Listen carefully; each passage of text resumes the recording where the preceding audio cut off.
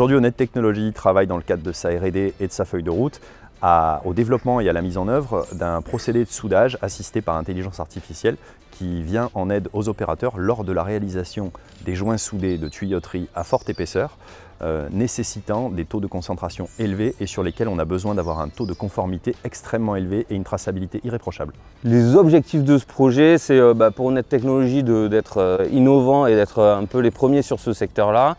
L'objectif étant dans l'industrie de permettre à un opérateur potentiellement de suivre plusieurs soudures qui seraient pilotées par l'intelligence artificielle pour les enjeux à venir de l'industrie. L'opération de pilotage par intelligence artificielle, ça commence par la capture des images, donc par des caméras qui sont placées à l'avant et à l'arrière de la torche. Ces images vont ensuite être traitées par le module d'intelligence artificielle, donc via une segmentation.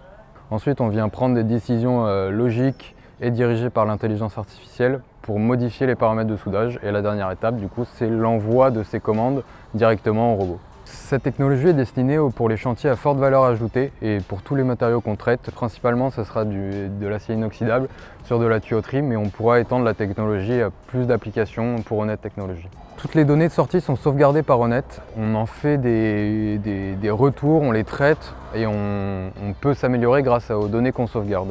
On est en phase d'industrialisation, donc on a validé le concept, on a validé le fonctionnement de notre pilotage avec l'IA. L'objectif, c'est que d'ici fin d'année, on puisse avoir un procédé industriel.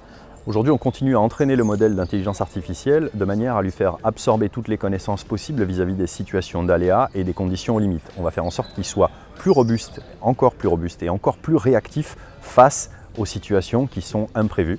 Et c'est pour ça qu'on continue à entraîner le modèle.